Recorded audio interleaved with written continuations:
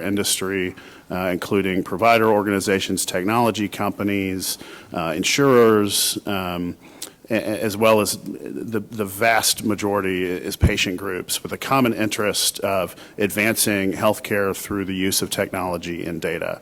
So one of our large issues that we work on is interoperability of healthcare data, getting healthcare data to flow, and the privacy of healthcare data. So very healthcare specific from me this morning. I will try not to bore you because HIPAA and other things are not the sexiest topic. But it's important as you're considering in your assemblies and legislatures any sort of privacy protections or rules that you not have unintended consequences in the healthcare industry. So quick things I'll go through, and this looks like a lot more than it is. I won't last too long, I promise. I want to talk a little bit about interoperability policy at the federal level, some federal laws governing health data as well as data outside the healthcare ecosystem. Quick overview of HIPAA, the Health Information Portability and Accountability Act, which is the main law governing, federal law governing the use and disclosure of health information. The next few slides are sections, regulation of covered entities, enforcement of HIPAA, just kind of going through some of the mechanics of how HIPAA works. And then talking about what's covered by HIPAA and what's not, which I think is what raises a lot of the questions that face many of you today, which is, there's this great technology that I have in my hand, what's it recording and what's it not, and what's it doing with my health information, which becomes very personal. So the consumer privacy laws internationally and nationally, different states that are acting, many of you are much more active than we are at the federal level. And the FTC is taking actions. I'll go through some of that. And then a quick review of what's happening in Congress or not happening, rather, the stance that they're taking, and some concerns that we have in the healthcare industry with that. So to start off, I'm a recovering U.S. Senate staffer and worked for a number of years to try to improve the flow of health information. So think about you go from provider to provider, you have to fill out the same form. They don't have your record. A lot of times you have to, my old boss would say, cart your medical record in a wheelbarrow from office to office so that they can know who you are. So Congress has done a lot over the last 10 to 15 years to incentivize the adoption of electronic health records, to also get providers to share information. And this number one, rules of note at the bottom, 21st Century Cures Act, is something I spent 3 years of my life writing, negotiating, and passing to make sure that health information could flow where it needs to go so that the people that need your information have it, can treat you, and patients have access to their own information. So there's been, the takeaway is there's been great strides to make sure health information flows for things like medical research, for treatment of patients, and for things like, parents trying to get their kids into daycares and showing that they have vaccines or something like that. And by the way, in Tennessee where I live, there's the capability that exists, but I still have to go to my pediatrician and get a printed out piece of paper and either hand it to my daycare or fax it, which is just crazy. So federal laws governing health data, the biggest, like I said, is HIPAA, Health Insurance Portability and Accountability Act. What it does is established limitations and penalties on covered entities. So if you're not a covered entity, HIPAA does not apply to you. So that's one of the biggest issues in healthcare privacy is, are you covered or are you not? But covered entities are generally provider organizations, payer organizations, and clearinghouses, which are, the sort of people in the middle that make claims and payment happen. I feel like most people here are familiar with clearinghouses. So HIPAA covers, has allowable uses for disclosures of health information for treatment, payment, and healthcare operations, which is a catch-all I like to think of healthcare operations as a clinic I worked at in Memphis, Tennessee, where I'm from, would have a weekly sort of risk management meeting where we'd talk about frequent flyer patients, how we're going to handle them, and things like that. And that requires sharing of patient information or protected health information amongst the staff that you need to operate a clinic. And those things are allowable disclosures under HIPAA, but you have to follow certain rules. So HIPAA's been, the main law for almost 20 years at this point. Number two is a little bit more esoteric. It's confidentiality of substance abuse treatment records, or actually substance use disorder treatment records. It is such a fascinating part of the federal code that it's referred to as Part 2 because it lives at 42 CFR Part 2. There is a proposed rule at the federal level to overhaul this and align it with HIPAA right now. We're waiting for that proposed rule to come out. But basically, the easy way to think about this is rehab. A drug and alcohol treatment, rehabilitation facilities. That's an extra layer of sensitivity. You don't necessarily want your employer, family, housing to find out that you've been in a facility or seeking treatment. So there's another layer of protection at the federal level under the Part 2 rules. Number 3 is Genetic Information Non-Discrimination Act, or GINA. The first panel this morning talking about genetic testing and biomarkers. Basically, under GINA, you can't be discriminated against for employment or access to benefits because you have some predisposed genetic condition. A lot more complicated than that, but that's the high level. FTC Act, this is the big one, the Federal Trade Commission Act, and basically it's unfair or deceptive trade practices. So anything outside of HIPAA for healthcare, think women's health menstruation trackers or things like that, that does not fall under HIPAA because it's not a provider or a payer. It's you as a patient agreeing with whoever makes this app, and you hit I agree, right, on your phone. You download it, and it says, do you agree or you consent? And you do, and you agree to those terms and conditions, and that's a contract between you and that app developer, and the FTC oversees that. So that's the big question, I think, for consumer privacy is that enough? And those app developers are only in violation, excuse me, of the FTC Act if the terms of use you agree to are unfair and deceptive based on what they say they're doing and what they're actually doing. I mentioned the health breach notification rule here under FTC Act. More on that in just a minute. But FTC is the other big one to remember. So the other one is FERPA. This is student health facilities on universities and things like that. There's a lot of cross-contamination, for lack of a better term, between HIPAA and FERPA. And depending on, sometimes physicians volunteer at student health facilities, or it's a university medical system that has health facilities. So a lot of times HIPAA is in play, FERPA is in play, a lot of compliance burdens there, and rules around what can be used and what can't. There are a few others in this sort of catch-all 6 bucket. The common rule for research on human subjects has been around for several decades. This is largely a development or a product of things like the Tuskegee experiments, where everyone had to agree, okay, if humans are going to be in clinical trials or other medical experiments, they have to volunteer, they have to be overseen by an IRB, an institutional review board, and FDA has several other regulations on clinical trials and other things as well. So HIPAA, quick overview, it passed in 1996, so a long time ago under Clinton. Everyone here, I hope, remembers Bill Clinton. Some might not. But one thing I wanted to point out is everyone refers to HIPAA as the law and the statute, but the statute actually has only a few sentences, and it required Congress to act and develop rules to protect health information privacy in 2 years. And if Congress didn't act, the Department of Health and Human Services was supposed to promulgate rules on their own. So, I mean, the surprise is given up here in the slide, but can you guess what happened at the federal level? Congress was supposed to do something, and they didn't. So HIPAA is purely a product of HHS regulation, and it lives in the rules. So small type up here, but there's three main rules in HIPAA: the privacy rule, the security rule, and breach notification rule. Privacy rule is the main thing that we're focused on today. Again, use and disclosure for treatment, payment, healthcare operations.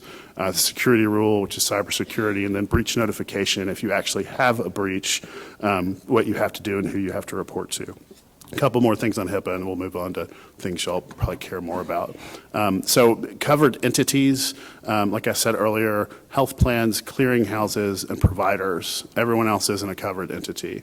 If you work with a covered entity, you have to enter into a contract called a business associate agreement, and that makes you a business associate. Those contracts determine whether or not you are directly liable under HIPAA or not. Typically, the covered entity is liable and has some contractual terms that the business associate has to comply with. But HIPAA only applies to covered entities and people that contract with them to help them with their work, because doctors, administrators, and healthcare systems can't do all of this stuff. So, one, like an electronic health record provider that runs the system, like Epic, Cerner, Allscripts, or big names in that industry, those are all business associates to the health systems that you and I all visit. And HIPAA is enforced by the Office for Civil Rights, or OCR, at HHS. On their website, they say, over 309,000 complaints and reviews. They levy fines for people who have violated HIPAA for unlawful uses or disclosures of health information. A lot of times this was a nurse left a laptop in a car and the car got stolen, so there was protected health information, or just kind of silly things like that. There are other big things, like the biggest fine ever levied under HIPAA was 2018 to Anthem when they had a cyber breach that, many experts have you talked to, I'm not sure Anthem could do anything to prevent that. But they violated the law, so they had this huge fine levy because that's the way the law is written. The Right of Access initiative is something that is a bit newer, and it started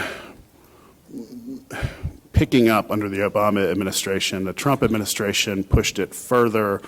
The Biden administration, I'd say it's kind of neutral, but it hasn't slowed down. It just hasn't sped up. But basically, you as a patient have a right of access to your own health information. You can call your doctor and say, give me my record. And OCR has actually been leaning into this and levying more fines for provider organizations or payers who are not in compliance with the right of access, that don't meet the timing requirements or giving a patient their record or the format or any of those different things. So that's HIPAA, which is, like I said, the big law governing healthcare information at the federal level. But again, going back to HIPAA versus non-HIPAA, which gets us into the questions, I think, in front of your bodies today at the state level, is HIPAA only governs providers, payers, and their business associates, right, and the clearinghouses.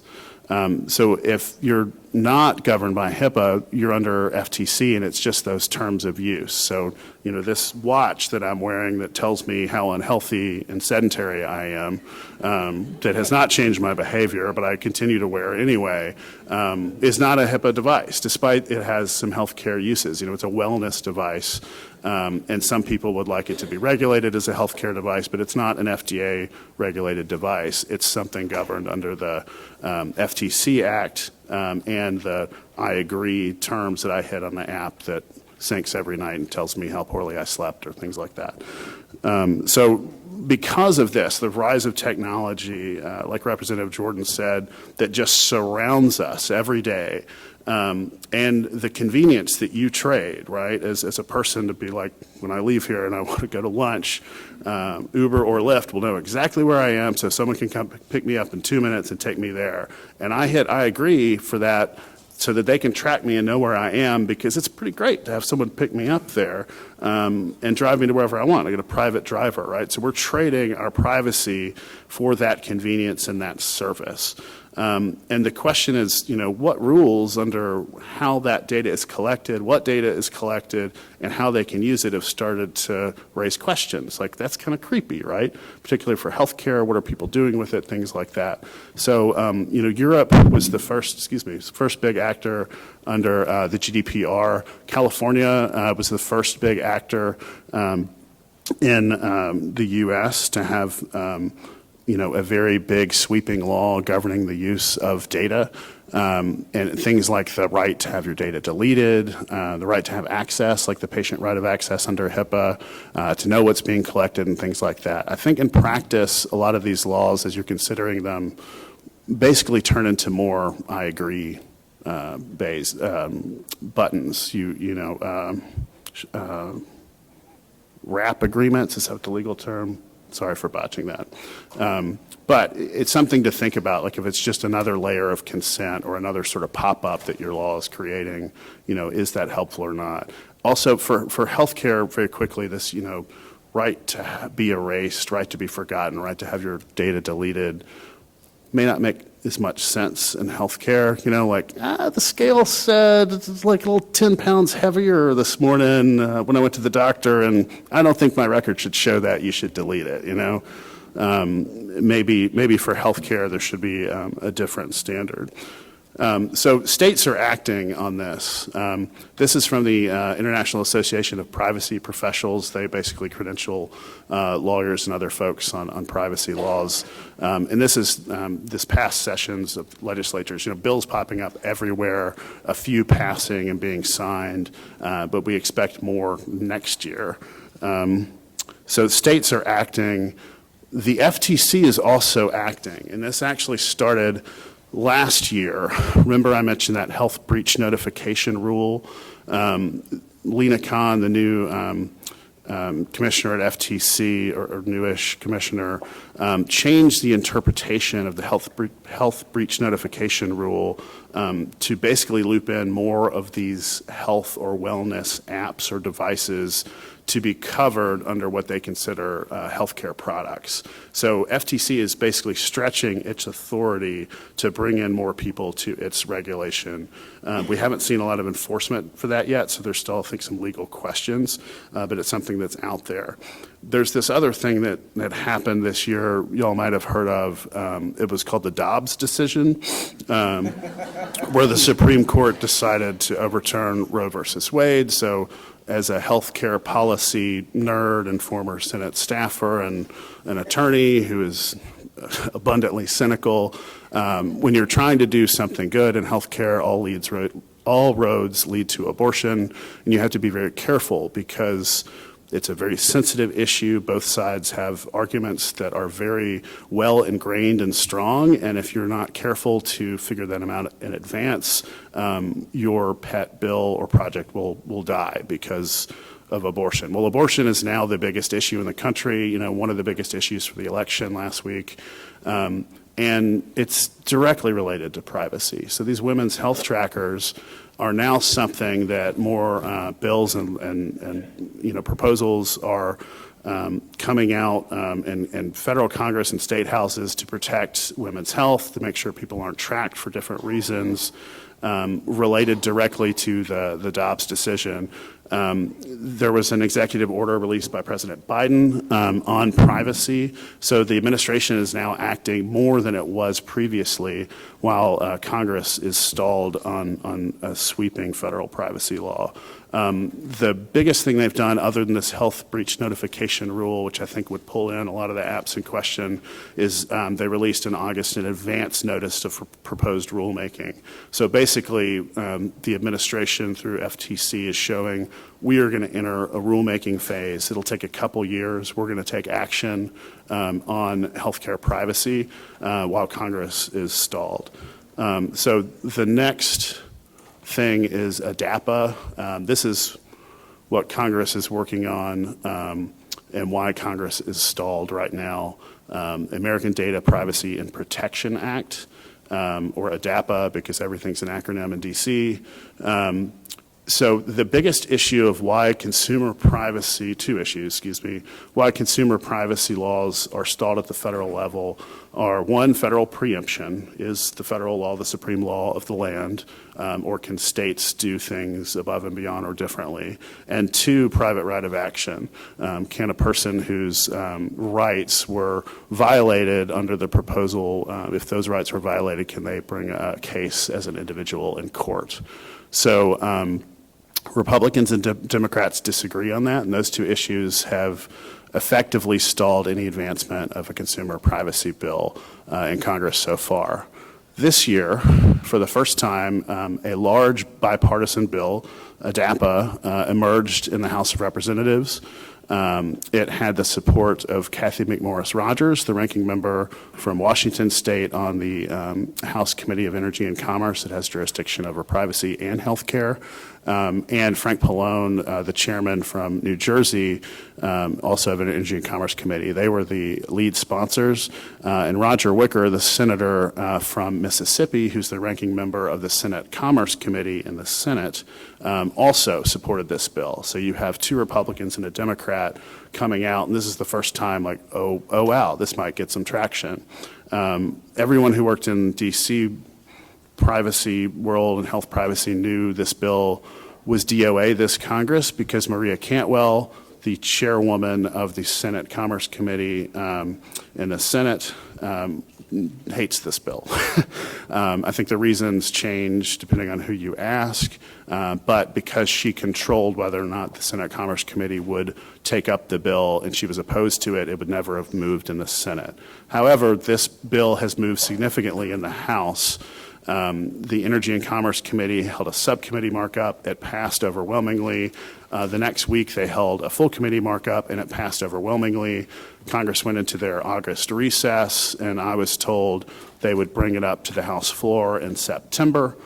September came, and two things happened within about an hour of each other. Nancy Pelosi put out a press statement that said, California's law protects Californians and many others and would not be watered down by any federal proposal. Cathy McMorris Rodgers, I think within an hour, released a statement that Congress would not be held hostage by the state of California.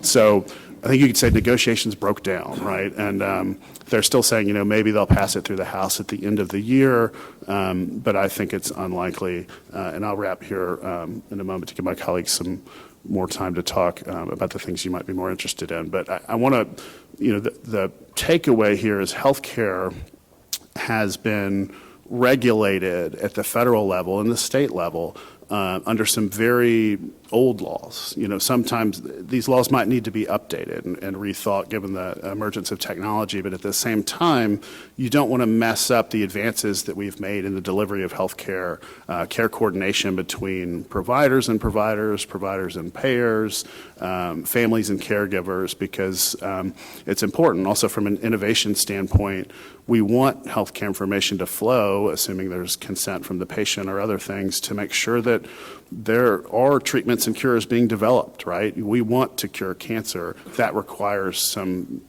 patient information in order to do those things. So Health Innovation Alliance, again, who I work for, we have been working on a few things for ADAPA that haven't been included yet, and it's something I think Andrew will talk about more, that some states have done a good job of. California did a bad job of this at first. The first iteration of the CCPA, they messed up de-identification. So in data land, there's identifiable information and there's de-identified information, which basically you remove name, address, all these things. And there's big business in that, and for good reason. It's just information and helps us determine, where to put ads, but also how to respond to a pandemic we just all went through. Like, we want data to be used for smart things like that. What California did first in their draft is set a different standard for de-identification than HIPAA has had in existence for 20 years. So what that means is you could be a medical researcher in the middle of a couple of trials trying to work on solving very complex problems, and California passes a law, you're in compliance with HIPAA, but now you're not in compliance with California. So you got to stop everything you're doing until you can comply with HIPAA in California at the same time, if that's even possible. So this is great for compliance attorneys, bad for everyone else, right? So ADAPA has actually done the same thing. They've set a new standard for de-identified data, and it doesn't effectively carve out HIPAA. So my point is, as you're navigating different proposals in your assemblies or legislatures, to make sure that the details are right when it comes to HIPAA, to research laws at the federal level, because you want health information to flow in certain instances. You also want to make sure patients' privacy is protected, and it's clear and understood that wherever they go, their privacy is protected, so there's trust built into the healthcare relationship. But the details matter, and we're happy to help you navigate that. We have some ideas of language, different carve-outs, different citations you can throw in, because healthcare regulation is very, very complicated and abundant. And anyway, so that's it. So thank you so much. Again, takeaways: Congress is stalled, states are acting, the administration is acting, the private sector is trying to do things, but it's a very complicated question, and we have to figure out how to balance the desire for innovation and improved care and coordination with the need to have trust and privacy in healthcare. So thank you very much for your time. Happy to take questions later. All right, we'll take questions at the end. Thank you, Mr. Meeks, and we'll hear from Mr. Bourne here, and then Mr. Weisky. Please keep in mind, for both of you, as we move forward, we have a hard cutoff at 1 o'clock. All right. Well, thank you so much. Thank you, Representative Jordan. Appreciate you moderating today, and thanks for Brett's excellent introduction. So I'm Andrew Barnhill. I lead public policy and government affairs for IQVIA, which is the world's largest clinical research organization. Today, what I'm going to do is sort of use IQVIA's background and our data sets, as you will, as a window into the importance of healthcare data, sort of as a case study in why some of these issues matter to your states and broadly across the U.S. And so to do that, I'm going to introduce IQVIA as a company a little bit, then give some background on some of the healthcare data that we're involved in on a daily basis, and then finally transition to a specific model within the state of Virginia that we think works really well when you're looking at healthcare data, specifically in the clinical research space.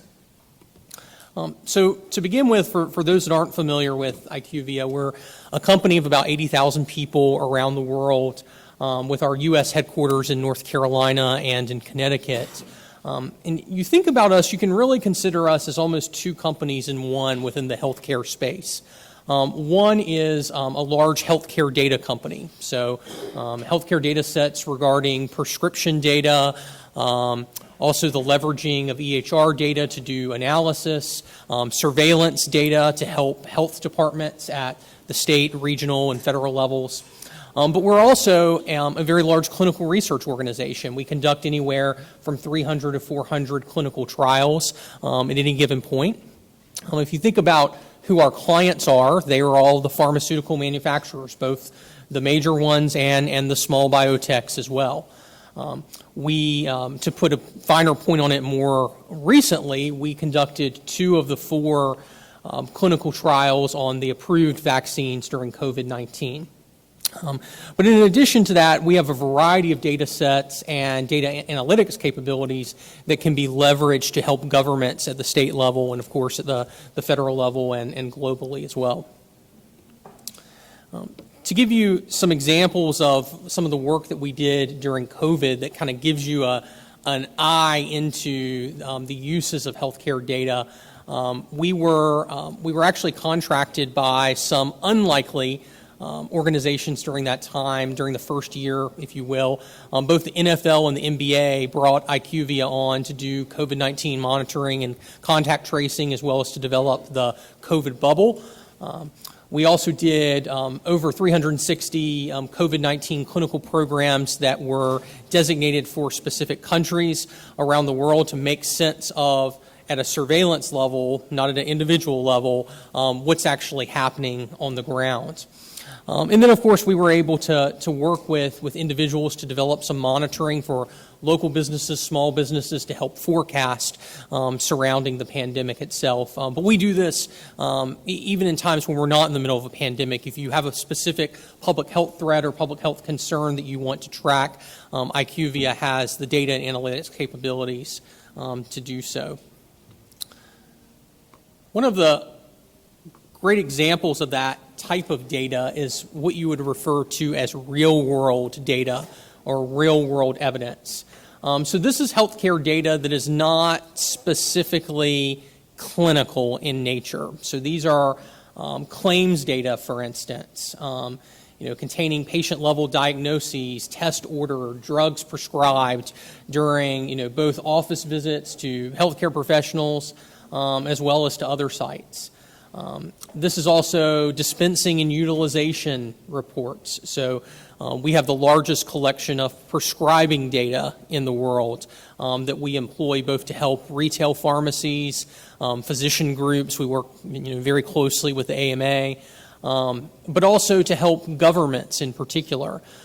For instance, IQVIA was quite involved when the Department of Health and Human Services wanted to get a better handle on what was going on with the rising rates in the opioid epidemic. We were able to provide data regarding opioid prescribing down to the zip code level that was able to provide some great surveillance capabilities. All of this is an example of real-world data or real-world evidence that really helps you to better understand public health challenges. And many of your state health departments call on IQVIA and similar companies to help make sense of what may be around the corner and what are the particular challenges your states or counties or other municipalities are facing. So I want to take a quick glance at a couple of data sets as you start to sort of get in your mind what might be at risk during healthcare data or data privacy legislation.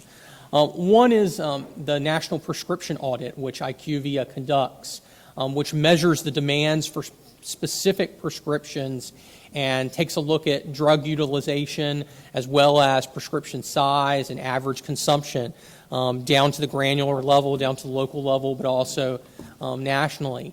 This helps physician groups look at trends. It helps the CDC make sense of how might your prescribing guidelines want to change over time. And it also lets you take a look longitudinally at trends in specific states or federally. And then, of course, the national sales perspectives, which look specifically at the pharmaceutical supply within the U.S., the volume in dollars and unit sales for specific products that are being purchased and dispensed throughout the United States or in other countries as well. And this is particularly valuable because you can take a look at trends in sales and be able to identify what perhaps could be happening in a particular state or other particular markets. So those are two examples of some data sets, but let's think about how some of this data could actually be leveraged in times of emergency or non-emergency when governments, maybe some of your states, have a particular need to help individual communities. One great example that's relatively recent that I like to share is from Hurricane Maria during 2017. If you remember, that's the hurricane that hit Puerto Rico as a Category 4 in the end of September 2017. Well, IQVIA was actually contacted by the Department of Health and Human Services, HHS, ASPR, and the CDC to try to figure out what is the prescription usage in Puerto Rico and what are the specific products that might be at risk. What would they not have on the ground that the relief efforts and the rescue efforts could actually be used for. And so our data, along with some of our partnering companies, was able to come in and provide that extract of sales within a 45 minutes, actually, that you wouldn't have been able to do, had some legislative proposals put this type of data set at risk. Another great CDC example was actually a little bit earlier. During 2009, 2010, there was a significant flu outbreak that season, and the CDC reached out to us to ask some specific surveillance information. They wanted to look at diagnosis rates for influenza. They wanted to see if there were particular patterns emerging in specific regions or specific states, and we were able to use our data to provide that. Again, de-identified data that looks at trends, does not look for specific information regarding individuals. But these are examples of some of the types of healthcare data that we want to protect, that we might not necessarily think of when you're first drafting data privacy legislation. And of course, as I mentioned with our clinical trials during the first year and a half of COVID-19, ASPE, which is a division within HHS, engaged us to develop some analytical platforms with our data as well. So I want to transition from kind of thinking about that sort of healthcare data as a window into potential challenges that we're faced with, to looking at what's some workable legislation that we think protects patients and also protects the clinical research ecosystem in this country. And one of them is Virginia's recently passed bill, the Virginia Consumer Data and Protection Act. So this was one that was signed into law in March of 2021. So, all of these are relatively recent, but this was one of the early ones right after California. And this law actually goes into effect starting January 1st of the new year. And I'll kind of walk through some examples of why this one is particularly effective in the healthcare space. So one of the key things to recognize is that it really clearly defines whose personal data is covered. And so it's referring to consumers who are acting in an individual or a household context, which really narrows the scope quite a bit.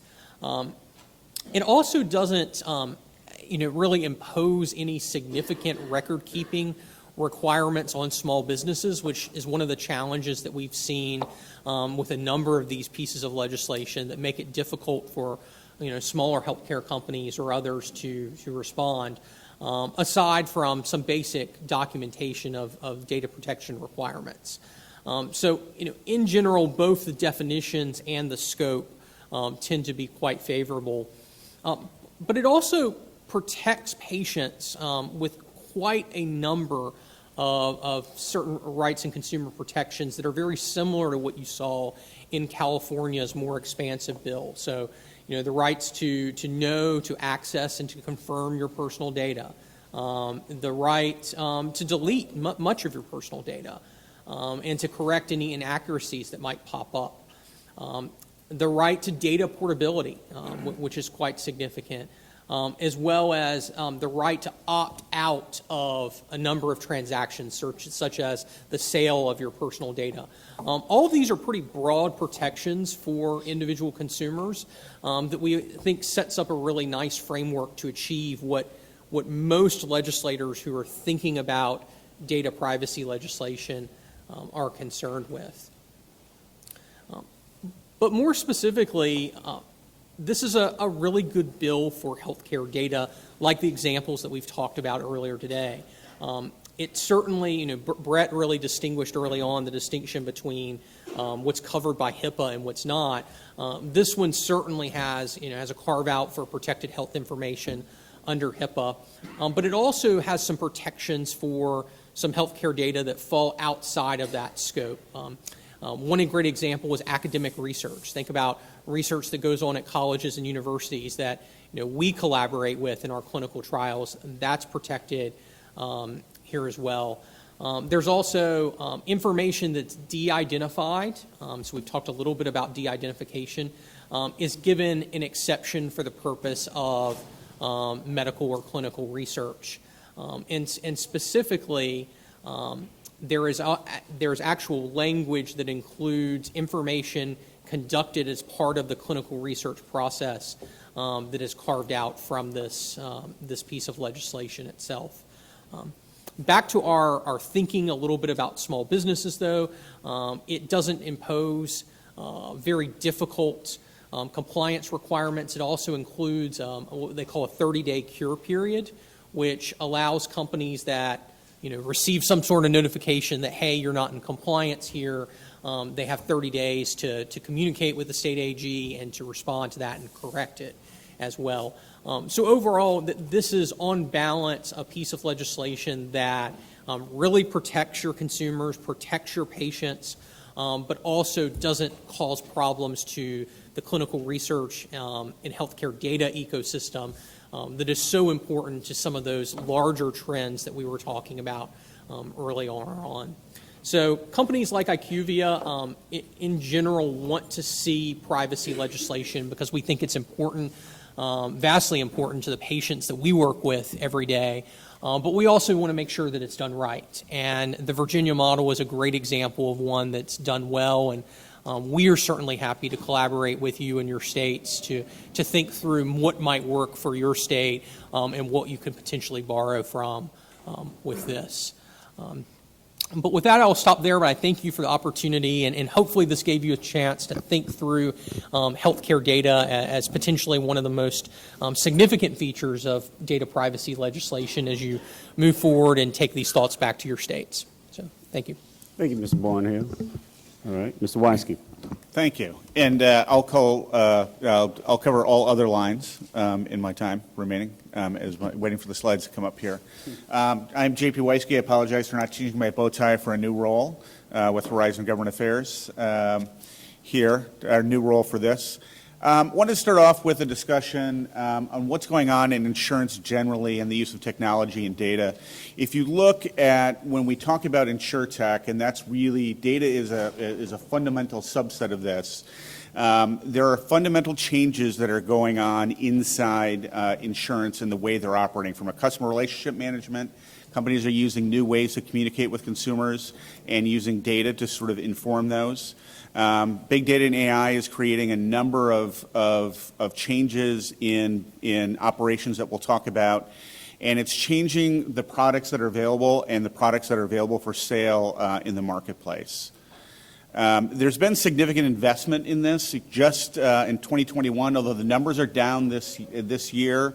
Roughly $12 billion was in 2020. $12 billion in certified deals around InsurTech companies were done in 2021 alone. Quickly, what we're seeing is InsurTech and the use of data and technology is becoming insurance, especially in the lines outside of health. That there are really big changes that are coming in the way they interact. And I thought I'd go through here, and there's a lot of words on all these slides, but give you an idea of what we're talking about inside the company and the pervasiveness of the use of data. From a product pricing standpoint, you're looking at insurers are using big data to better understand their products. And to give you one example, I talked to a title insurer at one point that was not going to research titles at all. They were going to look at lawsuits, and they were going to base their pricing on properties that had lawsuits. And if your property met those sort of standards from a U.S. standpoint, they were going to underwrite you differently than if you had a property that was more normal and didn't have those sort of problems.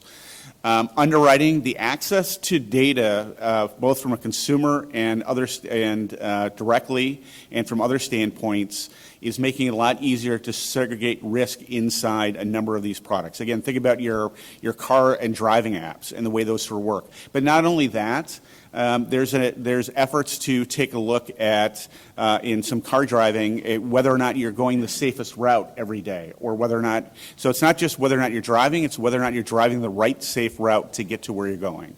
From an accelerated underwriting standpoint, I think what we're seeing, there's a lot of work on this around the NAIC and a lot of work around discussion about what this means. It means a lot of different things to a lot of people, but functionally you're allowing insurers to use sources of data that the consumers typically allow them to use to avoid going through the medical process or other processes that sort of attach. So it's changing the way consumers interact, making their ability to purchase a policy faster and making the pricing more accurate.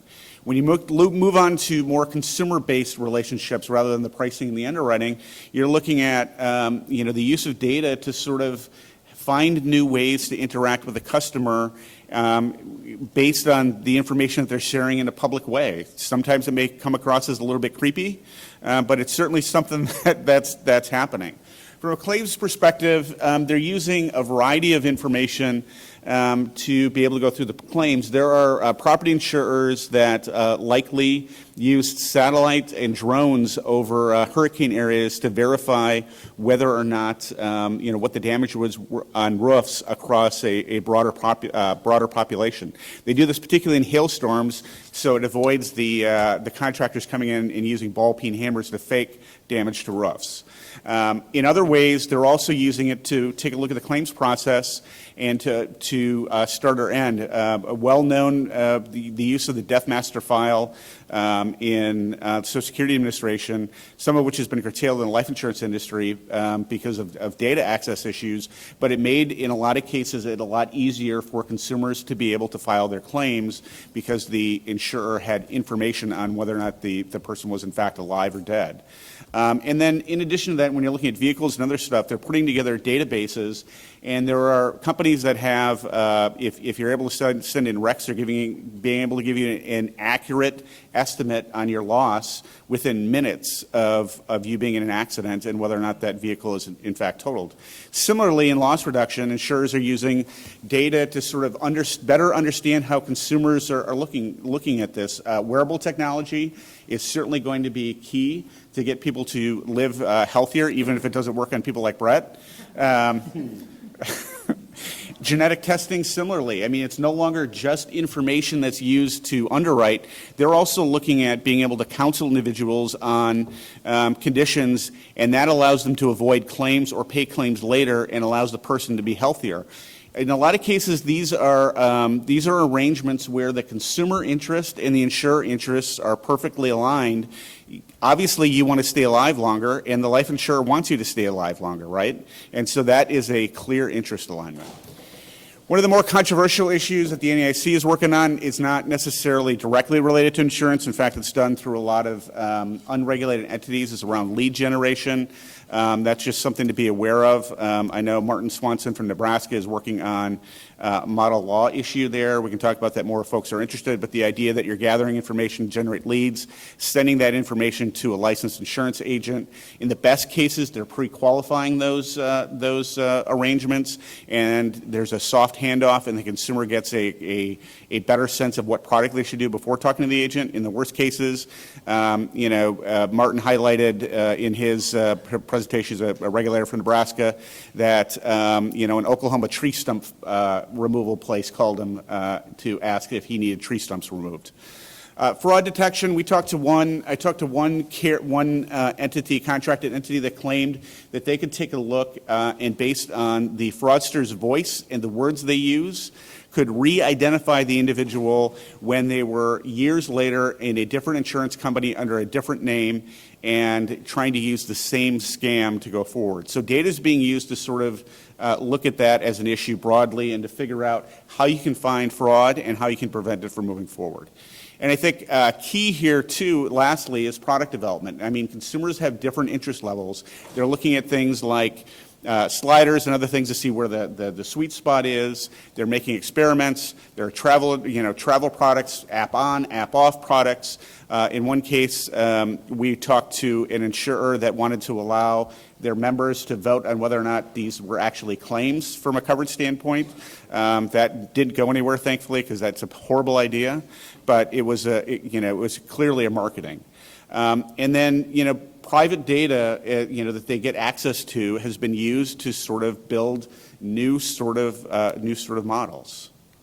From a regulatory standpoint, I think it's understand that you look at this ecosystem, and there are a lot of issues to sort of look at. when you're using big data, there's privacy issues, but on top of that, the question is whether or not the pricing models make sense. There's questions whether or not the consumer interface, the sort of wraparound agreements that Brett talked about sort of make sense and people understand. What are you talking about from the use of technology? What are you talking about from a market innovation standpoint? And if you shut it down, are you shutting down the ability of your consumers to access new products? Again, I think there's important issues here from a, again, from a pure insurance regulatory standpoint, dividing it out into the market regulation, the financial. How is the interaction working from a data perspective? Is this an opt-in? Is this a consumer who is a company that is in fact using their data to understand what their customers are and price it appropriately, or are they using it for other purposes? There are two companies that have become prominent life insurance companies based on creating internet surveys and understanding that the model, their life insurance model, is vastly different based on those surveys. Similarly, you need to understand from a financial perspective, as you're looking at this use of data inside insurance company and how they're using it, is whether or not these financial models make sense. Is this actually a new model, or is this something else? And there was a long discussion last couple of years, and continuing, it's ongoing around credit. There's credit use in insurance. This gives you some possibilities as the data expands that maybe credit isn't as important. But again, those models need to make fundamental sense. Again, we just wanted to highlight here that there are, and you can take a look at the slide later, just highlighting these issues broadly around how it goes. But I think one of the issues that we didn't talk about yet is whether or not when you're offering access to your wearables and other stuff and inside the product, whether or not this is in fact an unfair inducement from an insurance perspective, and whether or not offering a free Apple Watch in exchange for a policy is an issue, or is it a loss prevention mechanism? That's something that's going to be a bigger issue as we move on. Again, looking at the use of data, rate structures, whether or not they make sense, big data, and again, whether or not there's underlying bias concerns, whether or not there's redlining concerns. Artificial intelligence, we have a couple of members of our American InsurTech Council who are apoplectic over the use of AI in some products because insurers are asking for answers, and they don't believe that AI gives you answers. AI gives you a framework to be able to understand a discussion. Briefly, as you're looking at this as an issue, this is something that is, I think, certainly NCOIL has done some work on this. Certainly NAIC has continued to do some work on this. It's important to understand that when you look at data in insurance, whether or not there is whether or not there are bias issues that are attaching. And I think developing that issue is, I think we're still working on trying to figure that out. Again, from a regulatory data issue, when you look at it, how are these things, what is going into your insurance departments and what is required to go in to the insurance department when you look at it from an interaction standpoint? And do you have the capability to understand, do regulators have the ability to understand, in fact, what's going on? And that gets us to the last point here, and some of the bigger issues to sort of think about from a state legislative perspective. Again, it's important to remember, as much as federal government is involved, insurance continues to be a state-regulated entity. As both Brett and Andrew talked about, health is different. You've got to be careful. It can't necessarily apply in the same way. In property insurance, you're looking at new data, new products, new pricing that are coming out in a constant way. In a lot of cases, when you're looking at what the data information that we're talking about, we're not necessarily talking about personally private information. There's Carfax data and other data going on related to the car that are not necessarily to the person. But again, who also owns that data is going to be an issue. Lastly, life insurance, it's important to remember that there's a national framework. There's an insurance compact that you've talked about and supported. It's a great compact, but you need to understand that framework. And looking at post-sale issues may be very different in life insurance than looking at pre-sale issues functionally. And then, last, it's some of this data that the consumers are agreeing to give access to is, in fact, to the benefit of the consumer. And if the interests of the insurer and the consumer are aligned, those issues start to sort of move away. And I think that's sort of the key issue, is whether or not the interests are aligned.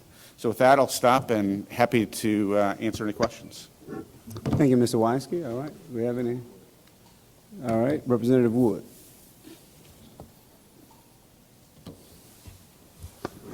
Hey, good afternoon. This question is for Andrew Barnhill. I think it's fascinating, the data that you're collecting. We in Connecticut just passed a benchmark bill similar to what Massachusetts did, so we're so excited to be able to have this data. I know it sounds crazy, but like, yes, we're finally collecting data. Yeah. Do you have in your data the prior authorization requests when it comes to pharmaceutical? I mean, you have pharmaceutical data, it sounds like, but do you have the prescribing data that goes with that? Yes, we have that prescribing data directly. Okay, and if we wanted to access that, well, we'll talk offline. We're talking. Yeah, we're talking. How that data is tokenized and de-identified, but happy to talk about it. Okay, thank you. All right, any other questions? All right, if there are no other questions, I thank you, panelists. Thank you, gentlemen. And the meeting is adjourned.